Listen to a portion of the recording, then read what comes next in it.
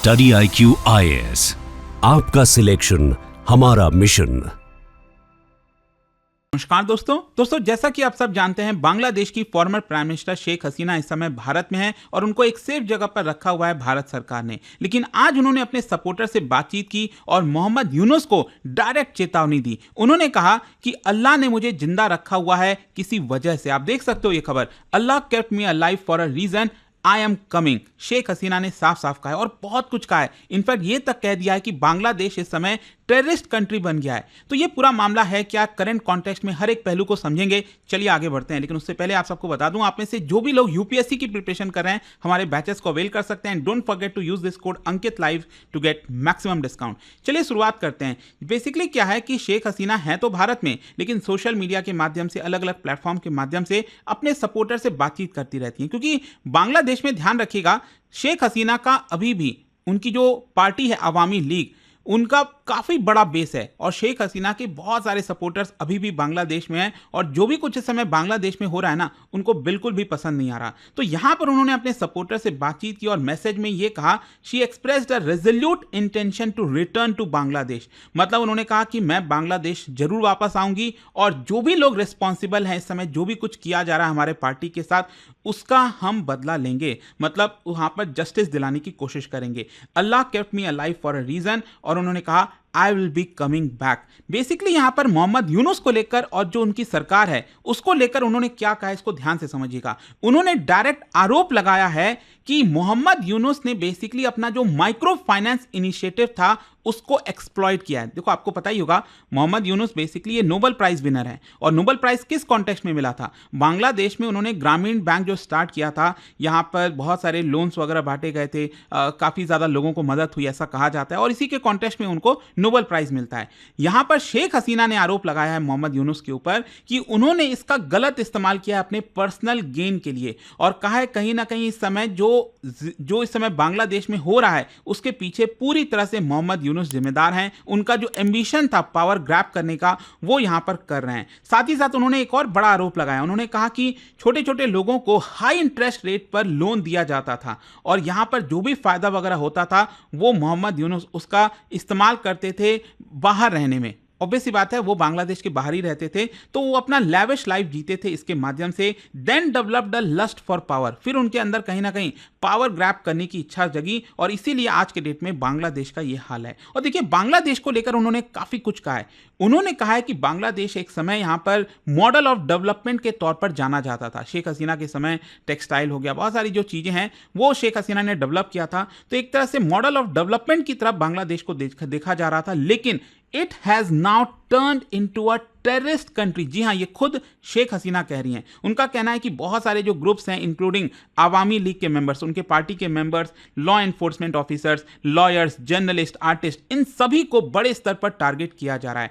साथ ही साथ शेख हसीना ने मीडिया के ऊपर जो प्रहार है उसका भी आरोप लगाया कि यहां पर कोई भी अगर इंसिडेंट होता है बांग्लादेश में, रेप्स, मर्डर, रॉबरीज, जितनी भी चीजें, उसको मीडिया को कवर नहीं करने दिया जाता। अगर कोई मीडिया कवर भी कर लेता है तो एक प्रकार से उसके ऊपर हमला हो जाता है, रिपरकशन होता है। सरकार ये करती है, जो कि बिल्कुल भी सही नहीं है। फिर यहां पर आप देख सकते हो, यहां पर उन्होंने काफी कुछ कहा है। इनफैक्ट ये भी कहा है अपना जो पर्सनल ट्रेजेडी था ना उनका, आपको याद होगा कि बांग्लादेश बनने के कुछ ही समय के बाद जो है उनके जो पिता हैं शेख मुजीबुर रहमान, उनका असैसिनेशन कर दिया जाता है, उनके फैमिली मेंबर्स का असैसिनेशन कर दिया जाता है 1975 में। तो बेसिकली उन्होंने उस चीज को अभी से रिलेट किया कि कैसे करेंटली यहां पर उनके पार्टी के जो मेंबर्स हैं, उनके जो फैमिली हैं, उनके साथ दुर्व्यवहार किया जा रहा है और उन्होंने कंसर्न जताया। साथ ही साथ ये भी कहा कि मैं जस्टिस दिलाकर रहूंगी, जो भी लोग इसके पीछे शामिल हैं मैं प्रण लेती हूं कि उनको हम जरूर पनिश करेंगे। साथ ही साथ आप देख सकते हो उन्होंने कहा है अपने सपोर्टर्स को, क्योंकि सपोर्टर्स बार बार पूछ रहे थे कि यहां पर आप बांग्लादेश कब लौटेंगे, तो उन्होंने एकदम क्लियर कट कह दिया कि मैं बहुत जल्द मतलब बांग्लादेश लौट कर रहूंगी। ऐसा उन्होंने कहा है कि आई विल बी कमिंग। अब देखिए, इसके पीछे का आपको थोड़ा सा कॉन्टेक्स्ट समझना होगा। बेसिकली शेख हसीना ने जो स्टेटमेंट दिया ना, वो अभी इस समय अगर आप देखोगे बांग्लादेश के अंदर जो सरकार चल रही है वो चाहती है, मोहम्मद यूनुस चाहते हैं कि भारत से शेख हसीना को एक्स्ट्राडाइट कराया जाए, भारत से उसको वापस लाया जाए। वो इतना आसान नहीं होने वाला, लेकिन शेख हसीना का ये जो स्टेटमेंट था वो कहीं ना कहीं बांग्लादेश के अंदर जो इस समय पॉलिटिकल डिवाइड है उसको हाईलाइट करता है कि इस समय मोहम्मद यूनुस बहुत बड़े चैलेंज से गुजर रहे हैं। इस समय सिचुएशन अगर आप देखोगे बहुत ज्यादा फ्लूइड बन रखी है। इंटरनेशनल ऑब्जर्वर्स लगातार यहाँ पर देख रहे हैं और देख रहे हैं कि एग्जैक्टली इस समय बांग्लादेश में चल क्या रहा है। लेकिन मैं आपको बता दूं, अभी कुछ समय पहले, आई थिंक शायद 1-1.5 महीने पहले की बात है, शेख हसीना ने एक और यहां पर एड्रेस किया था अपने सपोर्टर्स को, और उस समय तो मैं आपको बता दूं, जो गवर्नमेंट है, मोहम्मद यूनुस की सरकार है, उन्होंने लीगल एक्शन ले लिया था। मामला चला गया था एक ट्रिब्यूनल के पास बांग्लादेश में कि यहां पर शेख हसीना ने जो एड्रेस किया है, यहां पर जो स्पीच दी है, क्या उसको पब्लिक करना चाहिए कि नहीं। और वहां की ट्रिब्यूनल ने आपको पता है क्या किया, वो स्पीच को ही ब्लॉक कर दिया। मतलब आप समझिए यहां पर इतना कंसर्न हो गया था बांग्लादेश को इसको लेकर, शेख हसीना की स्पीच को लेकर, कि यहां पर दंगा ना हो जाए, हिंसा ना हो जाए। और इसी को देखते हुए यहां पर ट्रिब्यूनल ने फैसला लिया कि शेख हसीना का जो स्पीच है उसको बैन कर दिया जाएगा, उसको पब्लिक नहीं करने दिया गया। और साथ ही साथ बांग्लादेश की जो मिनिस्ट्री ऑफ फॉरेन अफेयर्स है, उल्टा उन्होंने भारत सरकार से बोला कि इस तरह की जो चीजें हैं वो अलाउ नहीं की जाएं। मतलब शेख हसीना इस समय भारत में है, तो अगर वो कुछ भी कर रही हैं तो कहीं ना कहीं भारत सरकार को इसके बारे में पता है, तो वो अलाउ नहीं करना चाहिए, ऐसा बांग्लादेश का कहना था। खैर, जैसे ही एड्रेस होता है, let me tell you, Sheikh Hasina का, उसके बाद अगर आप देखोगे जिस तरीके से वायलेंस हुआ है बांग्लादेश में, वैसे तो पिछले साल अगस्त के महीने से ही हो रहा है जब से ये सारी चीजें हुई हैं। यहां पर आप देख सकते हो हिस्टोरिकल जो साइट्स हैं, स्पेशली शेख मुजीबुर रहमान, आप सोचिए मतलब बांग्लादेश के लोगों को क्या हो गया है, जिन्होंने बांग्लादेश को बनाया, क्रिएट किया, उन्हीं के घर पर जो हेरिटेज साइट है उसी को जला दिया इन्होंने। ये हालत हो रखी है। साथ ही साथ यहां पर इसको देखते हुए जो बांग्लादेश की सरकार है, इंटरिम गवर्नमेंट है, मोहम्मद यूनुस, उन्होंने एक ऑपरेशन लॉन्च कर दिया, ऑपरेशन डेविल हंट। लेकिन आपको पता है ये जो डेविल हंट ऑपरेशन लॉन्च किया गया था, ये उल्टा शेख हसीना के जो सपोर्टर्स हैं उनको अरेस्ट करने के लिए किया गया, और इसमें थाउजेंड्स वेर अरेस्टेड, ऐसा बताया जा रहा है इस पूरे ऑपरेशंस के दौरान। खैर, इसको लेकर ह्यूमन राइट्स कंसर्न्स भी हो रहा है। यहां पर आप देख सकते हैं यूनाइटेड नेशंस और बहुत सारी ह्यूमन राइट्स ऑर्गेनाइजेशन ने कंसर्न्स जताया है। यूएन की रिपोर्ट आई थी, उसमें बताया गया कि पिछले साल जब से ये हुआ है, अगस्त के महीने से, तब से लेकर 1400 से ज्यादा लोगों की मृत्यु हो चुकी है, और यहां पर गलत तरीके से अरेस्ट किया जा रहा है, एक्स्ट्रा जुडिशियल किलिंग्स की जा रही हैं, ह्यूमन राइट्स को वायलेशंस हो रहा है, नहीं होना चाहिए। और साथ ही साथ बांग्लादेश के जो Hindu Buddhist Christian unity council है, उन्होंने डायरेक्ट आरोप लगाया कि जो इंटरिम गवर्नमेंट है वो इसके पीछे है। माइनॉरिटी के ऊपर जिस तरह से अटैक हो रहा है ये बिल्कुल भी सही नहीं है, इसको रोकना चाहिए। और अगर आप देखोगे रिसेंटली, आपको पता होगा बैंकॉक में जो ब्रिक्स की समिट हुई थी, पीएम मोदी वहां पर गए थे, तो मोहम्मद यूनुस के साथ यहां पर मुलाकात हो गई, और इसमें 2 टुक में आप देख सकते हो पीएम मोदी ने यह सवाल रेज किया था। In a meeting with Yunus, PM Modi raises concerns over safety of Hindus in Bangladesh. जिस तरह से माइनॉरिटीज के साथ अत्याचार हो रहा है, अगेन इसका मुद्दा पीएम मोदी ने उठाया था। और इसके अलावा भी आप देखोगे तो अभी मोहम्मद यूनुस चाइना गए थे, उन्होंने नॉर्थ ईस्ट को लेकर बयान दे दिया था, उसके ऊपर भी पीएम मोदी ने साफ साफ कह दिया था, देखिए इस तरह की जो रेटोरिक वाली चीजें हैं ना, इसको प्लीज अवॉइड करिए, इसका कोई मतलब नहीं है। ये क्या आप बोल रहे हो कि लैंडलॉक्ड है नॉर्थ ईस्ट, और साथ ही साथ जो बे ऑफ बंगाल है, हम गार्डियन है ओशन के, मतलब ये सब फालतू की चीजें हैं, आप ये सब मत बोलो, ये बेटर होगा। कहीं ना कहीं पीएम मोदी ने अच्छे से इस मीटिंग के अंदर मोहम्मद यूनुस को बोला होगा। लेकिन इन सारी चीजों के बीच क्वेश्चन ये आता है कि इस समय बांग्लादेश में पॉलिटिकल क्लाइमेट क्या है।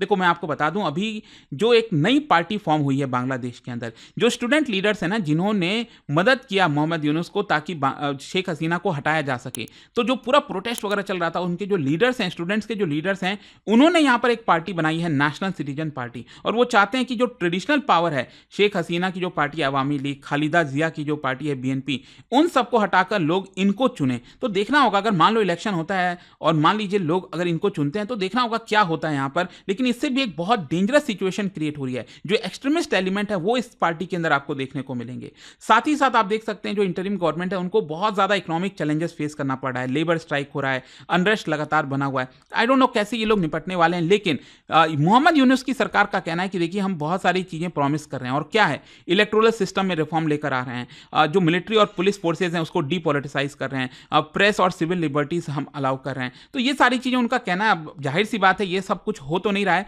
बस वो बोलने वाली बातें हैं। लेकिन लास्ट में जाने से पहले आप सबके मन में जो क्वेश्चन आएगा कि क्या शेख हसीना वापस आने वाली है बांग्लादेश में, जो को अभी प्रेजेंट में तो हाईली अनलाइकली लगता है, कुछ हो जाए अचानक से नहीं पता। लेकिन बहुत सारे इश्यूज हैं ना, देखो लीगल चैलेंजेस है बहुत सारा, एक्सट्रेडिशन का रिक्वेस्ट कर रखा है बांग्लादेश ने भारत से कि आप भेजो, ठीक है। फिर इसके अलावा जो पॉलिटिकल एनवायरनमेंट है वो अच्छा नहीं है, पब्लिक सेंटीमेंट देखो डिवाइडेड है, पब्लिक सेंटीमेंट बहुत से लोग अगेंस्ट है शेख हसीना के, और बहुत से अभी भी फेवर में। एक अच्छा खासा आपको लॉयल बेस देखने को मिलेगा शेख हसीना का बांग्लादेश के अंदर। और सिक्योरिटी कंसर्न भी है, मान लो वहां पर आती हैं तो इसको लेकर उनकी जो सिक्योरिटी है वो भी देखना होगा कि क्या होता है। बट अभी प्री मैच्योर होगा कहना कि शेख हसीना वापस जा सकती है। देखते हैं आगे क्या होता है। बट जाने से पहले आप सबके लिए एक इंटरेस्टिंग क्वेश्चन। 1974 में इंदिरा गांधी और मुजीबुर रहमान के बीच में एक पैक्ट हुआ था भारत और बांग्लादेश को लेकर। क्या आप बता सकते हो इनमें से कौन से इश्यूज को रिजॉल्व करने के लिए हुआ था? और इसका जो राइट आंसर है आप सब जानते हैं, मेरे इंस्टाग्राम पर तो मिलेगा ही, वहां पर अगर आप नहीं हो कोई बात नहीं, टेलीग्राम से ले सकते हैं इसका सही उत्तर। और जैसा मैंने आपको सबको बताया, फाउंडेशन बैच या फिर कोई भी कोर्स स्टडी IQ पर आप लेते हैं, you just use this code Ankit live to get maximum discount. दोस्तों, यूपीएससी एस्पिरेंट्स हो या बनने वाले हो, मेरे पास है आपके लिए एक game changing opportunity, study IQ का नया संपूर्ण बैच। सोचिए, एक कॉम्प्रिहेंसिव प्रोग्राम जिसमें मिलेगा सब कुछ, टॉप एजुकेटर्स के साथ 1000+ आवर्स की लाइव क्लासेस, पर्सनलाइज्ड मेंटरशिप और हैंड रिटन नोट से लेकर PRP, MRP जैसे इंटेंसिव प्रोग्राम्स तक। और बात स्कॉलरशिप्स की करें तो प्रीलिम्स क्लियर करो, पूरा फीस रिफंड पाओ। टॉप परफॉर्मर्स के लिए हर मंथ 11,000 रुपीज का कैश रिवॉर्ड। सिल्वर, गोल्ड या platinum, choose the plan that fits your needs. X secretary Anil Swarup जी खुद गाइड करेंगे आपको इस जर्नी में।